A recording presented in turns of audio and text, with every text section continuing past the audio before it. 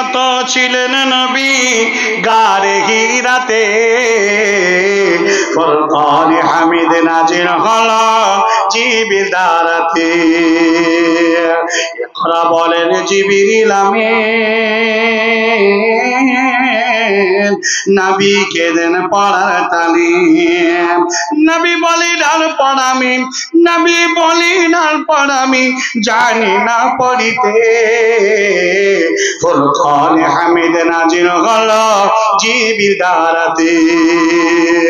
জিবরিলের ওই হাতখানা চেপে ধরলেন নবী সিনা, ভয়ের জ্বালাই ঠোঁট যে, ভয়ের জ্বালাই ঠোঁট যে লাগিল কাঁপিতে। ফুরকান হামিদ নাজিল হলো জিবরিল দ্বারাতে। ধ্যানরত ছিলেন নবী গারে হিরাতে, ফুরকান হামিদ নাজিল হলো জিবরিল দ্বারাতে। আল্লাহর নবী এইভাবে আল্লাহ তাবারক ওয়া তাআলা সন্তুষ্ট অর্জন করতে আছেন।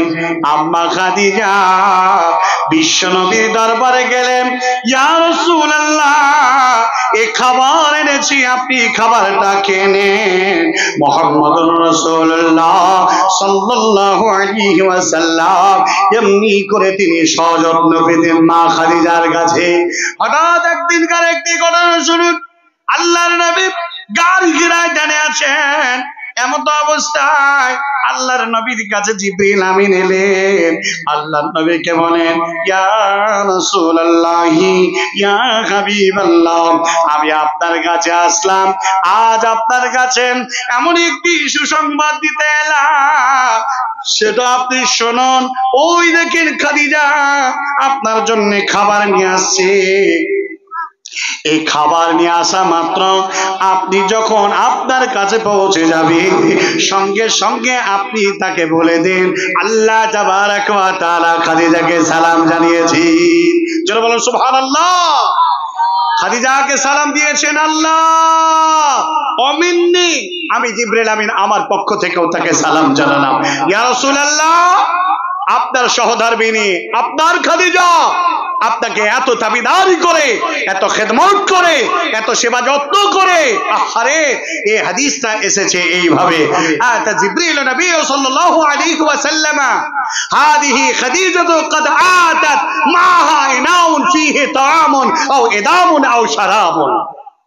খাবার নিয়ে এলেন, ঝোলযুক্ত মিশ্রিত তরকারি খাবার নিয়ে আসছেন। হে রাসূল এই খাবার আনা মাত্র আপনি তাকে সালাম দিবেন। আল্লাহর নবী আরো একটা সুসংবাদ আপনাকে জানাই, বিশ্ব নবীর জন্য একজন যে সম্পদ, একজন যে মেয়ে মহিলা এত সযত্নে এত খেদমত দিয়ে শান্তি ফিরিয়ে আনতে পারে, তা সারা পৃথিবীকে অবাক করে দিয়েছেন আম্মা খাদিজাতুল কুবরা। আল্লাহর নবীকে বলেন, ইয়া রাসূলুল্লাহ ইয়া হাবিবাল্লাহ, খাদিজা যখন আসবে তাকে আরেকটা সুসংবাদ দেন, ও বাশশিরহা বিবাইতিন ফিল জান্নাত, আল্লাহ খাদিজাকে জান্নাতি বানিয়েছেন। জোরে বলুন সুবহানাল্লাহ। এই যে আপনার শান্তির কেন্দ্রস্থল খাদিজা, একে আল্লাহ জান্নাতি ঘোষণা করে দিয়েছেন। শুধু তাই নয়, তিনি যে জান্নাতে থাকবেন, এই জান্নাতটা কেমন হবে আল্লাহ তার তারিফও করে দিয়েছেন। মিন কসাব, টোটাল জান্নাতটা মতি দিয়ে মোড়ানো, লা সাখাবা ফিহি ওয়ালা নাসাব। টোটাল জান্নাতের মধ্যে কোনো হই হাল্লা তো থাকবে না, থাকবে না। খাদিজা জান্নাতে প্রবেশ করা মাত্র তার সারা পৃথিবীর সমস্ত ক্লান্তি দূর হয়ে যাবে। জোরে বলুন সুবহানাল্লাহ। ভাইরা আমার, বন্ধুরা আমার, আল্লাহ তাবারক ওয়া তাআলা নবীজি এত মহব্বত খাদিজার কাছ থেকে পেয়েছেন, খাদিজাকে নবী এত মহব্বত করেছেন। আম্মা আয়েশা বললেন, শুধু তাই নয়, যতদিন খাদিজা বেঁচে ছিল, খাদিজার পেটে বিশ্ব নবীর 4খানা মেয়ে হয়েছিল। একটার নাম উম্মে কুলসুম, রোকায়া, আর একটার নাম হলো উম্মে কুলসুম, রুকাইয়া এবং ফতেমা। আর এই করে চারটা মেয়ে তার জন্ম নিয়েছিল। দুজন পুরুষ সন্তান ছেলে জন্ম নিয়েছিল। একটার নাম হলো আবুল কাসেম এবং ইব্রাহিম। চারটে সন্তানই হয়েছিল খাদিজার রেহেমে। আর কোন মায়ের পেটে কোনো সন্তান হয় নাই। বিশ্ব নবী যতদিন বেঁচে ছিলেন খাদিজার সঙ্গে সংসার করেছেন। খাদিজা যেদিন পৃথিবী ছেড়ে চলে গেল সেই দিন তিনি তারপরে বিবাহ করলেন। একের পর এক এলো, হাফসা এলেন, আয়েশা এলেন, সাউদা এলেন, মাইমুনা এলেন। এমনি করে বাকি আরো 11টা বিবি বিশ্ব নবী বিবাহ করলেন। ভাইয়ের আমার, বন্ধুরা আমার, বিশ্ব নবীর ব্যাপারে আম্মা আয়েশা বলছেন, আল্লাহর নবীর এমন একটা দিন পার হয় না যেদিন না কোনো দিন খাদিজার নাম না করে তিনি পার করেছেন। খাদিজা খাদিজা খাদিজা খাদিজার বয়ান না করে আল্লাহর নবী এমন দিনটা পার করেননি। কি ভালোবাসা ছিল, এত মহব্বত ছিল, বিশ্ব নবী খাদিজাকে কোনোদিন ভুলতে পারেন নাই। আম্মা এসে বলছেন, মদিনার আশেপাশ থেকে যত বান্ধবীরা খাদিজার কাছে আসতো আর খাদিজাতুল কুবরা তাদেরকে মাংস ভুনে ভুনে খাওয়াতেন আর কত না আনন্দ করতেন। বিশ্ব নবীর কাছ থেকে যেদিন খাদিজা চিরতরে বিদায় নিয়ে নিল, আল্লাহর নবী তারপরে করতেন কে মাংস নিতেন, মাংসকে ভুনতেন। খাদিজার ভালোবাসা ভুলতে পারতেন না, এই মাংস ভুনে তিনি ডাকতেন, ও আমার খাদিজার সয়েরা কোথায় আছো, তোমরা এসো। আমার খাদিজা পৃথিবীর বুকে নাই তো কি হয়েছে, আমি তোমাদের জন্য খাদিজার মতো করে মাংস আমি ভুনে রেখেছি, তোমরা খেয়ে যাও। ভাইরা আমার, বন্ধুরা আমার, কি ভালোবাসা, কি মহাব্বত। আল্লাহর নবী সারা পৃথিবীতে খাদিজার মতো মহব্বত আর কেউ করতে পারে নাই। আম্মা আয়েশা সিদ্দিকা রাদিয়াল্লাহু তাআলা আনহা বলছেন, স্বামী আর স্ত্রী কি যে দামি সম্পদ, বিশ্ব নবী আমাকে তা দিয়েছেন। আল্লাহর নবীকে কোনোদিন আমাদের মতো নারীদেরকে ঘৃণা করেন নাই।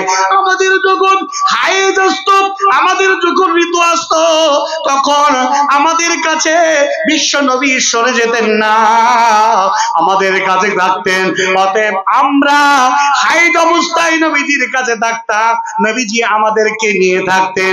আল্লাহর নবী তারপর আমাদেরকে মহব্বত করেছে। ও মুসলমান, নারী, স্বামী আর স্ত্রী এত দামি সম্পদ। বর্তমান জামানায় স্বামী আর স্ত্রীর মধ্যে বেশি বিচ্ছেদ ঘটনা দেখতে পাওয়া যায়। নারীদের যখন হায়েজ আসে, অনেক পুরুষেরা আছে মেয়েটাকে কাছে না পাওয়ার কারণে তাকে ভালো করে কথা বলে না, ঘেন্না করে, পাশে যায় না, আদর করে না। আম্মা আয়েশা বলছেন, বিশ্ব নবীর এমন ব্যবহার ছিল না। বিশ্ব নবী যখন ছিলেন, আমার যখন হায়েজ আসতো তখন আল্লাহর নবী আমার ওরতে মাথা দিয়ে থাকতেন। আমার যখন ঋতু আসতো, আমার এঁঠোটা নবীজি খেতে আর আমি নবীজির এঁঠোটা খেতাম। বিবি মিয়া কন আমি যে পানি পিতাম, সেই পানি ফের আমি নবীকে দিতাম। পিতাম আমি যে এখানে মুখ লাগাইয়ে, নবীজি পিতেন সেইখানে মুখ দিয়ে। আরো যে হাড়ের গোস্ত এ লাগাইয়ে দাঁত, এ খাইতাম ফের আমি আর নবী পাক যায়। ইদা আতাল রাকাল আরাকানা হায়জন, আমার যখন হায়েজ আসতো, আল্লাহর নবীর মহব্বতটা ভুলতে পারতাম না।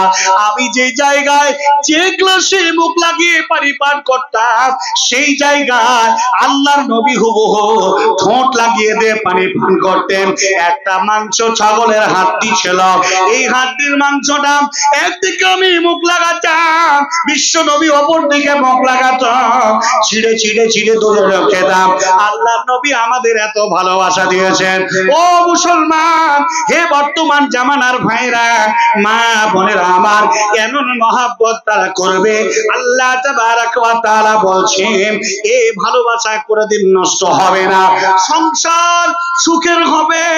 এই ধরনের আদর্শ, এই ধরনের ব্যবহার, এই ভালোবাসা যদি থাকে বন্ধুরে আমার, আজকালকার পৃথিবীর মধ্যে আল্লাহ তাবারক ওয়া তাআলা নবী বলে দিয়েছে সবচাইতে পৃথিবীর মাটিতে যদি কোনো দামি সম্পদ থাকে তাহলে একজন ঈমানদার নারী, পরেজগার নারী হলো দামি সম্পদ। রাসূল বলে দিয়েছেন আদ-দুনিয়া কুল্লুহা মাতাউন ওয়া খায়রু মাতাঈদ দুনিয়া আল মারআতুস সালিহা। পৃথিবীর মাটিতে সবচাইতে দামি সম্পদ হলো টাকা, না বাড়ি, না গাড়ি, ট্রলিকা, না না না, সবচাইতে দামি সম্পদ হলো পৃথিবীর মাটিতে একজন ঈমানদার স্ত্রী। প্রিয় ভাই সকল, যে পরিবারে ঈমানদার বিবি আছে, যে পরিবারে ঈমানদার নারী আছে, জেনে রাখবেন এই পরিবার জান্নাতি পরিবার। এই পরিবার থেকে প্রজন্ম, এই পরিবার থেকে যত বাচ্চা কাচ্চা, যত প্রজন্ম আসবে তারা সকলেই আদর্শবান হবে, পুণ্যবান হবে, আল্লাহর দয়া অনুগ্রহের মধ্যে থেকে তারা বেড়ে উঠবে। আর এই বেড়ে যদি যায় আগামী প্রজন্ম দারুণ উন্নতির শিখরে পৌঁছে যাবে। এখন আমি আপনার কাছে বলতে চাই, বর্তমান জামানায় এই অবস্থা, আজকালকার নারী আর পুরুষদের যা দৃশ্য, সারা পৃথিবীতে জিনা, ব্যভিচার আর অশান্তি, যদি কোনো অশান্তি হয়েছে নারী আর পুরুষ মিলে। ভাইরা আমার, বন্ধুরা আমার, ইসলাম দরদি বাবা জীবনের আমার, এই জন্য আমি আপনার কাছে বলতে চাই, বিশ্ব আল্লাহ তাবারক ওয়া তাআলা পবিত্র কোরআনুল কারীমের মধ্যে বলছেন স্ত্রী কেমন জিনিস, স্বামী কেমন জিনিস। শোনো, একে অপরের মধ্যে কত দামি জিনিস তোমরা শুনে নাও।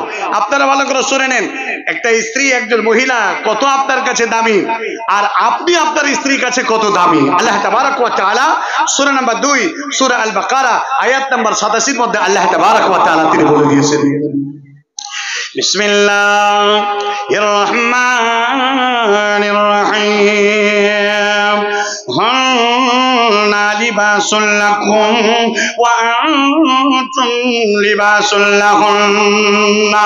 আল্লাহ তাবারক ওয়া তাআলা তিনি বলছেন, একজন নারী তার স্বামীর জন্য গায়ের পোশাক, আর একজন স্বামী তার স্ত্রীর জন্য গায়ের পোশাক। অতএব এত দামি পোশাক, যারা বিবাহ বন্ধনে আবদ্ধ হবে, এই পোশাককে তাদেরকে যত্ন করে সযত্নে রাখতে হবে। মেয়েটা তার পোশাক মানে স্বামীর গায়ের চাদর, এটা নাপাক করা চলবে না। আবার মানে পুরুষের গায়ের চাদর বলে একজন স্ত্রী, এটা কখনো নাপাক করা চলবে না।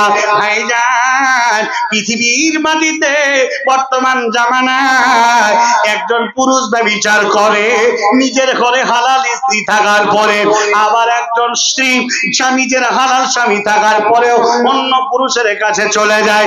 অতএব শুনে রাখো, তুমি তোমার স্ত্রীর পোশাককে নাপাক করবে না, তোমার স্ত্রী যেন তোমার গায়ের পোশাকটাকেও অন্য পুরুষের কাছে নাপাক না করে। ও মুসলমান, আজ একটি জেনে রাখবেন, পৃথিবীর মাটিতে আজ এত অরাজকতা শুরু হয়ে গেছে, এত জিনা, এত ব্যভিচার হয়েছে। ঘরে হালাল স্ত্রী থাকার পরেও যেন জিনা ব্যভিচারে মেয়েটাকে ছেড়ে অন্য নারীকে নিয়ে চলে যায়। ভাইরা আমার, বন্ধুরা আমার, একজন মহিলাকে জানা দরকার, আমাদের পরিবারকে সুরক্ষা দেওয়ার জন্য আমার স্বামী বিদেশে গেছে, আমার স্বামীর সম্পদ হলাম আমরা, আমাকে হিফাজত করতে হবে। আমি আমার শরীরটা, গোটা সমস্ত শরীরটা আমার স্বামী আমাকে মোহর দিয়ে হালাল করে নিয়েছে, এটা নষ্ট করা যাবে না। আর আমার স্ত্রী, আমার স্বামী যেন আমার জন্য বৈধ সম্পদ। অতএব তারা চলে গেল, বাইরে চলে গেল, স্ত্রী বাড়িতে থাকলো। ও মুসলমান, বর্তমান জামানায় স্বামী সংসার সন্তানের জন্য অর্থ উপার্জন করার জন্য কেরালা চলে গেল, বোম্বাই চলে গেল, সৌদি আরব চলে গেল, দুবাই চলে গেল, কাতার গেল, বাড়িতে স্ত্রী রেখে গেল। বাড়িতে যদি স্বামী না থাকে তাহলে একা যে মেয়েটার স্বামী নিয়ে শুয়ে থাকা, স্বামী পাশে থাকা একজন মহিলা হঠাৎ করে স্বামী নাই, 1 নয় 2 নয় 6 মাস 7 মাস হয়ে গেল, স্ত্রীর মনের কোঠায় শয়তান ধাক্কা দিল, স্ত্রী ফোনটা টেনে নিল, নেওয়ার পরে পছন্দনীয় পুরুষদেরকে ফোন শুরু করে দিল, ফোনের চার্জ চালু করে দিল, প্রবুদ্ধের স্বামী নে হঠাৎ করে তার যৌন চেতনাটাকে পর পুরুষের সঙ্গে স্বামীর পবিত্র সম্পদ যেটা গায়ের চাদর বিবি সেটাকে নষ্ট করে বসলো। অপরদিকে দেখা গেল স্বামী বিদেশে গেছে, স্ত্রী নিয়ে থাকা স্বামী একজন, অতএব স্ত্রী কাছে নেই, বাইরে একাই আছে, চলে গেল কোথাও, অর্থ দিল, নোংরা নারীদের সঙ্গে সম্পর্ক করলো। ভাইজান জেনে রাখেন, এমন লুচ্চা পুরুষ আর এমন লুচ্চা নারীদের ব্যাপারে বিশ্ব নবী জানাবে রাসূলুল্লাহ সাল্লাল্লাহু আলাইহি ওয়াসাল্লাম তিনি বলছেন, মিরাজে যখন গেলাম জাহান্নাম আমাকে দেখানো হলো, আমি দেখলাম জাহান্নামের ভিতরে এমন একটা চুলো আছে, যে চুলো কি ধরনের চুলো, যাতে তন্দুরি রুটি বানানো হয় এই ধরনের তন্দুরি রুটির মতো চুলোতে গোল করা আছে, ভিতরটা গেহরা, আর তার ভিতরে আগুন যেন উতাল পাতাল করতে আছে। আল্লাহর নবী বললেন, মান হাওলায়, এরা কারা? আমাকে ফেরেশতারা বললেন, ইয়া রাসূলুল্লাহ, এরা হলো আয-যানি আয-যানিয়া, পৃথিবীর মাটিতে এরা ব্যভিচার করেছিল, জিনা করেছিল, এদের শাস্তি আল্লাহ জাহান্নামে এই অবস্থায় রেখেছে। জোর বলবেন না সুবহানাল্লাহ? আজ কোথায় আছেন আপনি? পৃথিবীর মাটিতে আল্লাহ যে নারী সম্পদকে মানুষের জন্য এত বড় নিয়ামত বানালেন, আর এই নিয়ামতের যে এত অপব্যবহার হলো, এর জবাব দিবে কে? এর জবাব দিবে কে? বিশ্ব নবী জনাবে রাসূলুল্লাহ, জোরে বলেন সাল্লাল্লাহু আলাইহি ওয়াসাল্লাম। আল্লাহর নবী বলছেন, দেব 1 ঘন্টা সময় দিয়েছেন, আচ্ছা 14টা। আল্লাহর নবী বলে দিয়েছেন, এমন 2 শ্রেণীর মানুষ তারা চিরদিন চিরতরে জাহান্নামে যাবে। লাম আরাহুমা, আমি তাদের দেখে যেতে পাবো না, আমি মারা যাওয়ার পরে এদের আবির্ভাব ঘটবে। আল্লাহর নবী সাহাবারা বললেন, হে আল্লাহ রাসূল, এরা কারা? মুহাম্মদ সাল্লাল্লাহু আলাইহি ওয়াসাল্লাম তিনি বলছেন, সিনফানি মিন আহলিন নার লাম আরাহুমা কওমুম মাহুম সিয়াতুন কাআদনাবিল বাকা। 1 শ্রেণীর মানুষ যারা গরুর লেজের মতো গিট গিটওয়ালা লাঠি দিয়ে মানুষদেরকে পিটায়, এরা চিরতরে চিরদিন এরা জাহান্নামে যাবে। 2, ওই সমস্ত নারীরা যারা পোশাক পরিধান করে থাকার পরেও তারা উলঙ্গ। বর্তমান জামানার অনেক নারীকে দেখতে পাবেন সুন্দর করে সাজগোজ করে বাড়িতে থাকে, রাস্তায় যায়, স্বামীর সাথে যায়, মার্কেটে যায়, শহরে যায়। এই নারীদেরকে দেখে অপর পুরুষেরা কেন ক্ষেপে ওঠে? শাড়ি আর যে বেশভূষা এমন ভাবে মোজাইন করে সে থাকে, অন্য পুরুষদেরকে তার নিজের দিকে আকর্ষণ করে টানে। রাসূলুল্লাহ সাল্লাল্লাহু আলাইহি ওয়াসাল্লাম বললেন, এই নারীরা জীবনে জান্নাতে যাবে না। এদের মাথার চুলের উপরে যে ঝুঁটি থাকে, এই চুলের ঝুঁটিটা এমন ভাবে খোপা বাঁধে, যখন চলে ডানে দলে বামে দলে, ডানে দলে বামে দলে। মুহাম্মদ সাল্লাল্লাহু আলাইহি ওয়াসাল্লাম তিনি বলে দিয়েছেন যে যারা এই দেখিয়ে পুরুষদেরকে আকর্ষণ করবে, সুবহানাল্লাহ, বর্তমান জামানার যে নারীদের ছবিগুলো দেখতে পায়, মোবাইলে দেখা যায়, বিভিন্ন পোস্টারে দেখা যায়, তারা যে এত বিলেল্লা বেহায়া, এত নোংরা নাকের তারা পোশাক পরিধান করে, তা পুরুষদেরকে তাদের দিকে আকর্ষণ করে।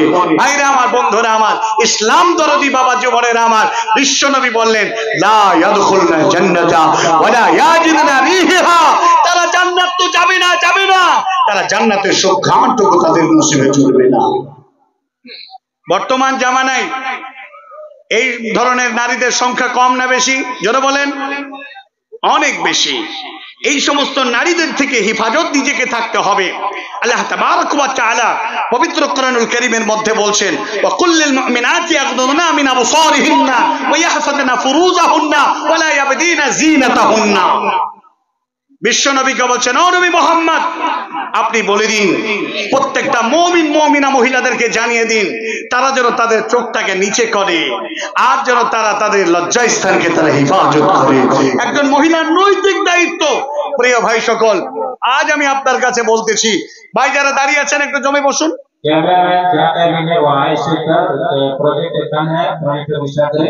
और आप लोग जो खड़े हुए हैं ये अदब के खिलाफ ही, बंदिश के खिलाफ ही, बराबर मेहरबानी आगे जगह खाली है, दाएं बाएं जगह खाली है, आगे जगह लेकर बैठ जाए। ये अदब और बंदिश के खिलाफ है। आप एक इंसान हैं, कुछ सीखने आए हैं, बराबर मेहरबानी जगह ले लें। रास्ते में या गेट पर भीड़ ना लगे, खड़े ना रहें, बराबर मेहरबानी कुछ देर के लिए बैठ जाए। আচ্ছা, এই সামনে জায়গাটা একটু খালি আছে, একটু আসা যায় না? একটু আসেন না, একটু আসেন, একটু করে কষেন। ও ভাই, আপনার সামনে খালি জায়গাটা বসে আছে, ওখানে কি পায়খানা টাইখানা আছে নাকি? গোল করে ওই জায়গাটা ফাঁকা থাকার কারণটা কি বুঝলাম না। প্রিয় ভাই, আপনাদের এই সামনে জায়গাটা একটু পূরণ করেন না একটু। এই যুবক ভাই এগিয়ে আসেন, একবার আমি ধ্বনি দিয়ে আর আপনারা নড়ে চলে বসেন। নারে তাকবীর, নারে তাকবীর, জমে বসে নারে তাকবীর। আলহামদুলিল্লাহ, আপনাদের সামনে জায়গা এখনো খালি আছে। শয়তানকে আপনি আশ্রয় দিচ্ছেন। ইন্না শাইতানা ইন্নাহু লাকুম আদুব্বুম মুবিন। শয়তান প্রত্যেকটা মানুষের প্রকাশ্য দুশমন। অতএব এই প্রকাশ্য দুশমনকে সঙ্গে নেবেন না, আপনার হৃদয় পর্যন্ত এই আলোচনা পৌঁছাতে দেবেন না। বলছিলাম যে কথা, পার্থিব জগতে আল্লাহ এত কিছু নিয়ামত দান করেছেন। আজকের যে প্রোগ্রাম সেটা হলো মূলত মাদ্রাসা। এই মাদ্রাসা কোরআন হিফজের মাদ্রাসা না? মাশাআল্লাহ, এই মাদ্রাসা হলো হিফজের মাদ্রাসা। ভালো করে শুনবেন আমার কথা। আল্লাহ এত নিয়ামত দান করেছেন, আজকে নিয়ামত সম্পর্কে কথা বলতে গিয়ে এই জন্য নারী আর পুরুষের বিষয়টা আমি আপনার কাছে আংশিক তুলে ধরার চেষ্টা করলাম।